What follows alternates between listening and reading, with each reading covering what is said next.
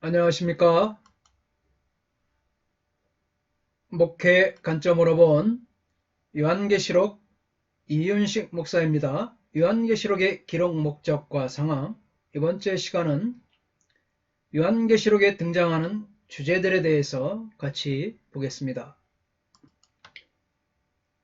요한계시록은 종말이 절정에 이를 때 그리스도께서 승리자로 재림하신다는 약속, 그러니까 미래와 관련하여 그리스도께서 지금도 교회와 함께 하신다는 확신을, 이것은 현재죠. 현재와 관련하여 주요 주제로 다루고 있습니다. 이는 하나님께서 역사를 통치하신다는 사실입니다. 또 하나님께서 역사를 그리스도 안에서 그 완성에 도달하게 하실 것이라는 사실입니다. 요한계시록에 등장하는 주요 등장인물은 하나님과 예수 그리스도, 그리고 성령, 또 교회와 교회의 원수들입니다. 요한계시록의 중심에 그리스도와 하나님의 이성들이 있습니다. 하나님은 우주의 통치자와 재판장으로서 그의 위엄과 권세와 의를 나타냅니다. 이러한 핵심적인 이성들은 하나님의 영광이 만물을 충만하게 채울 때 역사의 완성을 예시하고 있습니다. 그러므로 요한계시록에 등장하는 주요 등장인물은 하나님과 예수 그리스도와 성령, 그리고 교회와 그 원수들이 되는 것입니다.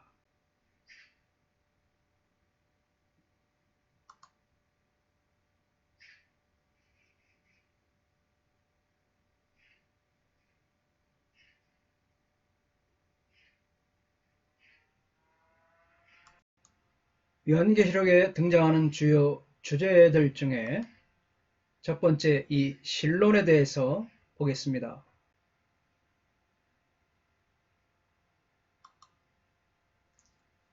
요한계시록의 핵심 주제는 하나님의 주권입니다.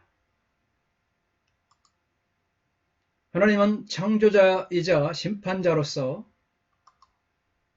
역사의 주제가 되시는 것입니다.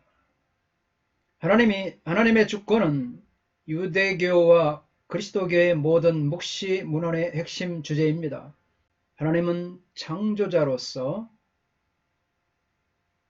창조자이자 심판자로 역사의 주제입니다. 요한계시록 1장에 나오는 호칭들이 증명하고 있습니다. 하나님의 호칭은 첫 번째로 이제도 계시고 전에도 계셨고 장차 오시는 분이 바로 이 하나님의 호칭인 것입니다. 하나님이 과거 및 미래와 똑같은 방식으로 통제하신다는 것을 이제도 계시고 전에도 계시고 장차 오실 이로 말씀하고 있습니다. 두 번째는 알파와 오메가가 바로 이 하나님의 호칭입니다. 이것은 하나님은 과거와 미래를 통제하실 뿐만 아니라 과거와 미래 사이에 일어나는 만사도 통제하고 있습니다.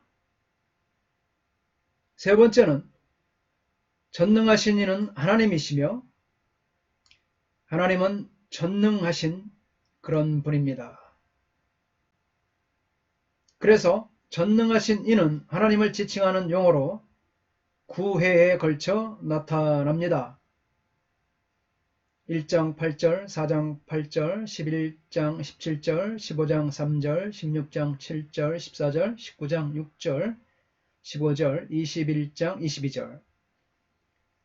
하나님의 전능하심을 가리키고 요한계시록의 신적 전사 주제 가운데 한 부분입니다. 그리고 보좌에 앉아 계시는 하나님의 이미지로 이 보좌는 46회에 등장합니다. 보좌는 요한계시록에서 하나님의 주권적 활동의 열쇠로 보고 있습니다. 특히 4장의 보좌의 환상은 하나님의 위엄과 주권적인 광채에 집중되고 있습니다.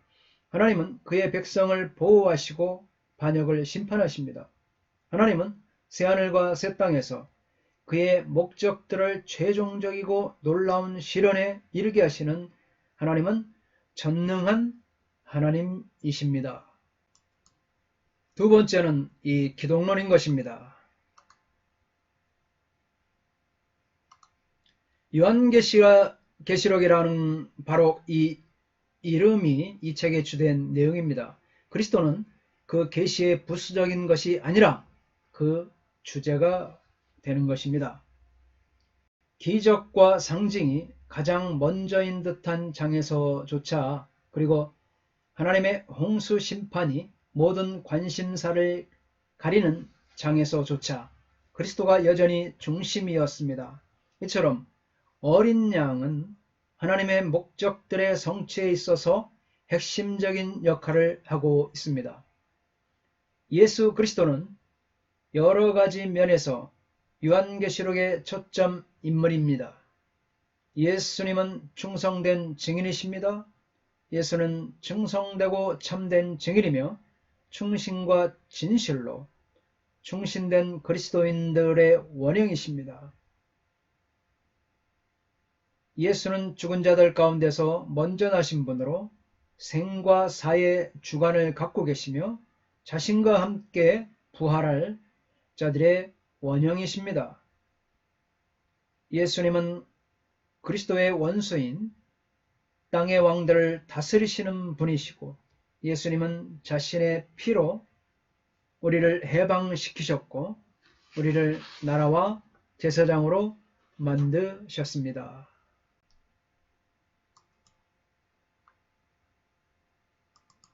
세 번째는 이 성령론입니다.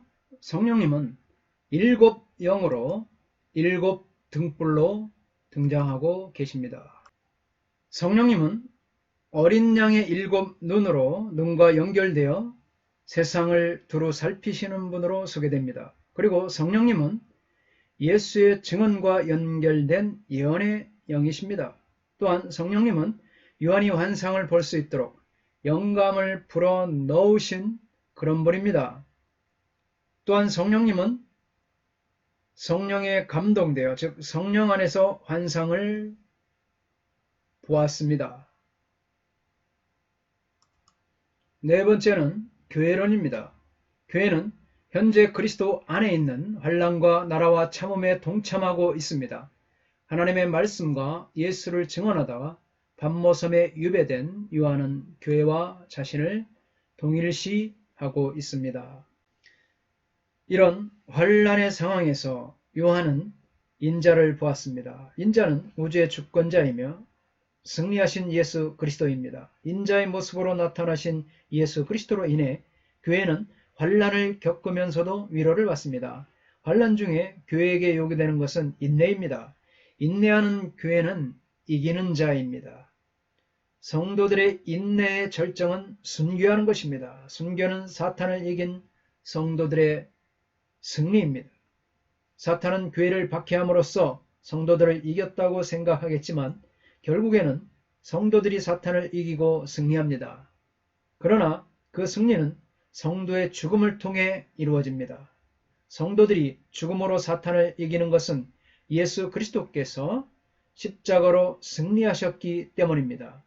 교회는 승리하여 예수 그리스도의 순전한 신부와 새 예루살렘이 됩니다.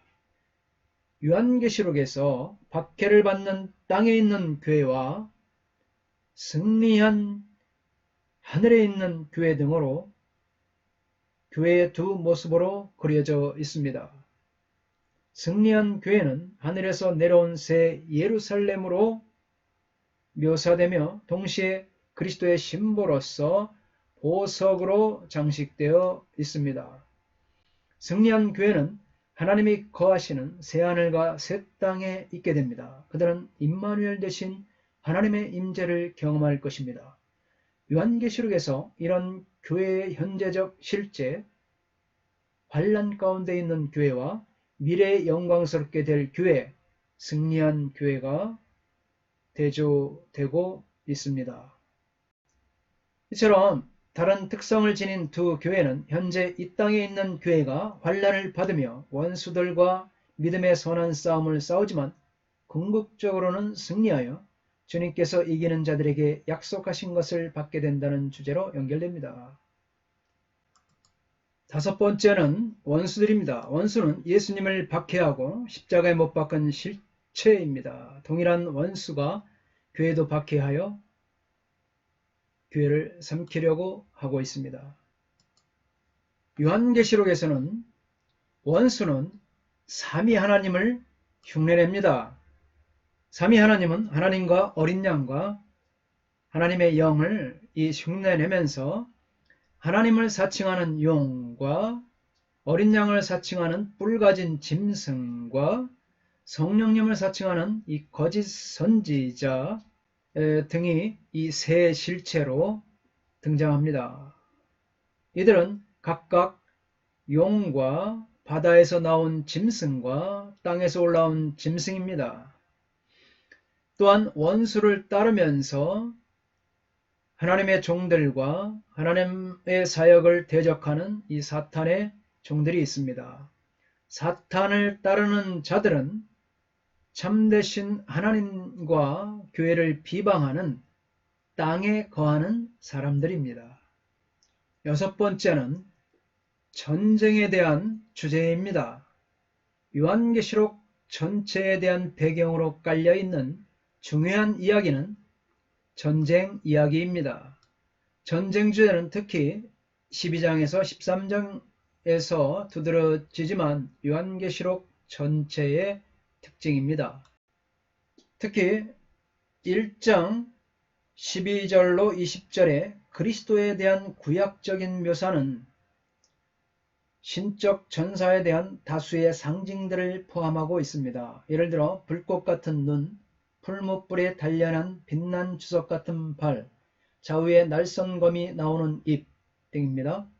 그 전쟁은 사탄의 나라와 하나님의 나라, 사탄의 군대와 하나님의 군대 간에 벌이는 전쟁입니다.